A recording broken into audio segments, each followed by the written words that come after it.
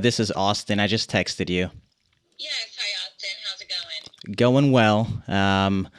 I'm here in just looking up some listings. My wife and I have some rentals out of state, and we're basically trying to look closer to home now. Um, and so we saw your listing, wanted to give you a ring and kind of see what's going on with it. Um, Obviously, we're investors, so we're not looking to move in. So it just has to make sense for us economically. And I mean, just full transparency, we're obviously looking for motivation. We're seeing all the price drops. We're seeing it went contingent and then back on the market. Uh, can you just kind of tell me like what's going on? Sure, absolutely. So, it actually, when it first was listed Hmm. at 600,000 within like the first month, Hmm. it received about three offers all around at 585. Okay. And the sellers just had a hard time accepting those numbers because earlier in the year, the neighbor's home sold for 621. Oh no, that's the worst thing that could have happened. It was the worst thing that could have happened. Yes. And so then they just said, "Well, we're gonna reject all the offers until we get 600, and we'll rent our house out if we don't sell it." Oh And wow. then they decided that they are going to sell it after all.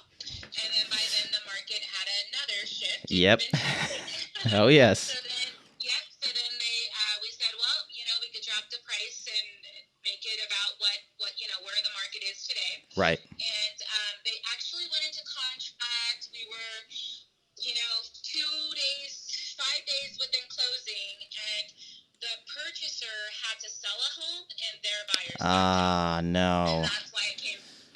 Yeah. Uh So we actually, yeah. So that really sucked for everybody. yeah. Yeah, and then to just find out a few days. So they actually, since it's come back on the market, today was the first day that they allowed the showings. Okay. Excuse me, back again, and there were 6 showings scheduled Good. between today and tomorrow.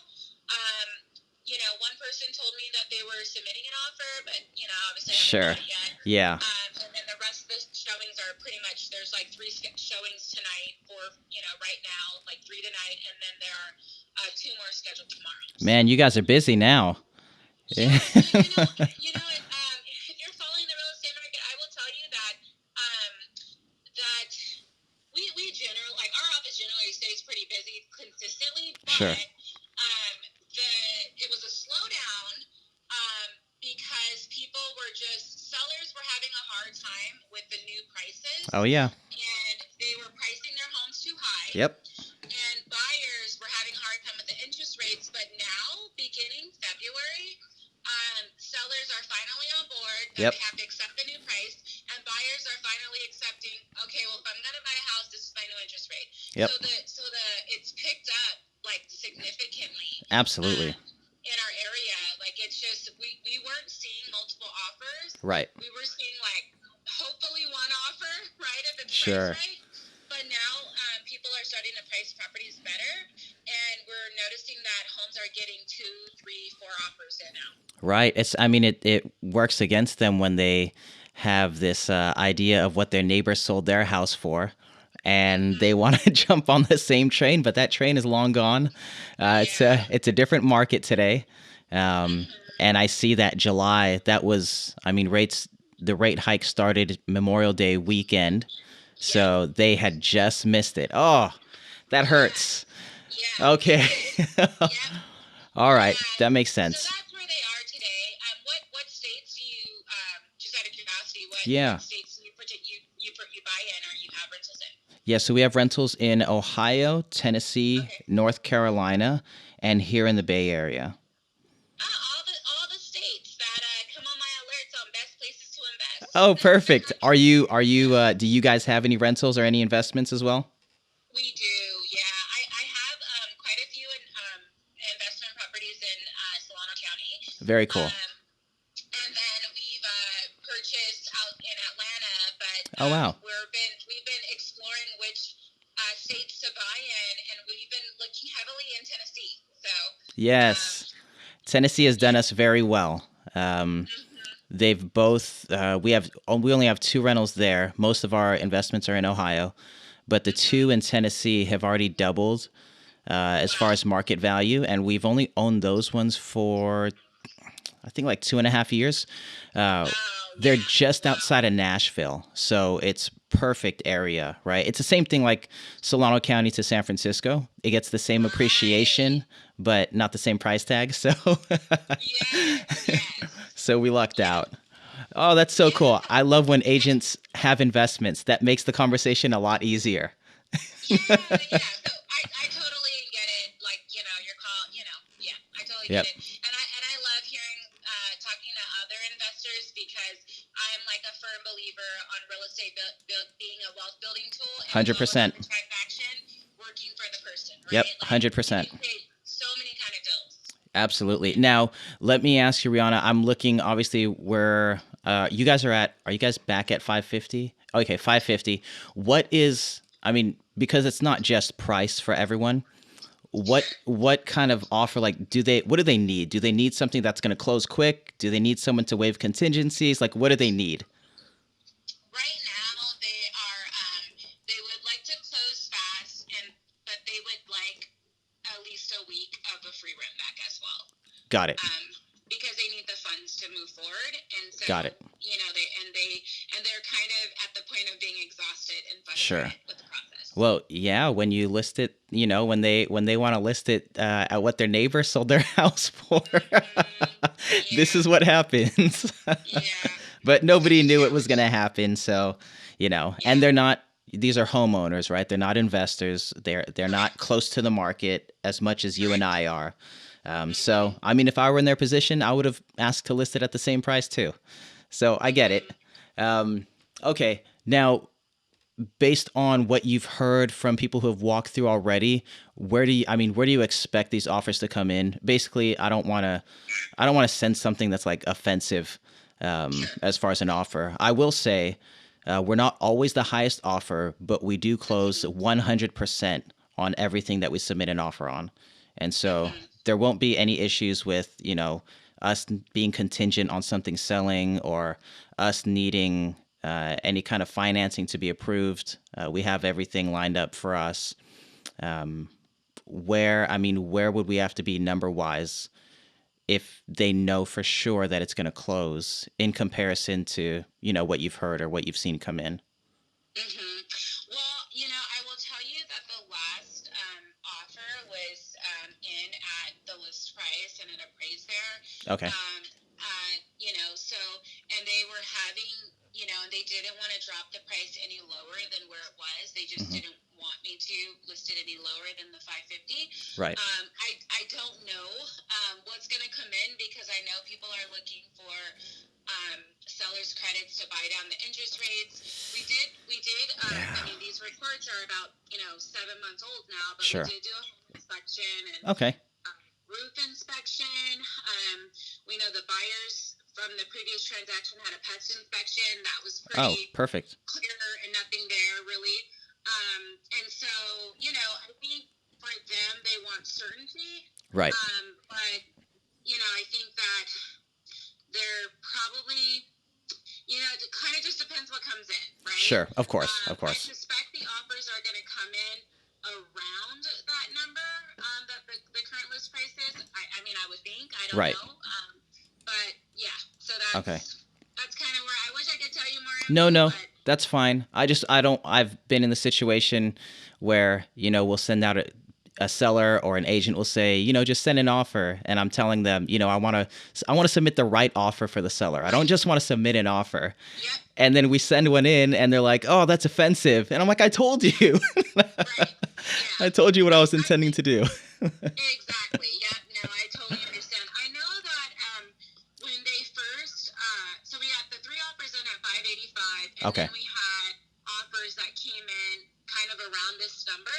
Okay. And at that time, they were like, "Oh no way," Right. And but then now they're kind of like, "Well, let me see it." They're like, "Okay, well, like when sometimes I've had a few people who called me Just going to build before we went rapport into to hopefully contract use this her last go as a around, referral for later. and I said, "Hey, this is what they're I don't think it's thinking. going to I work. know you rejected it last time. I writing up an offer, Right. and they were like, well, maybe have them write it up, Right.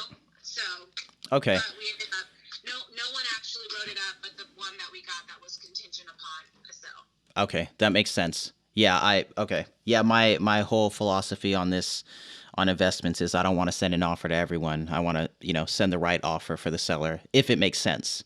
And if it doesn't make sense, then let's not do the dance and let's see what else we can buy instead.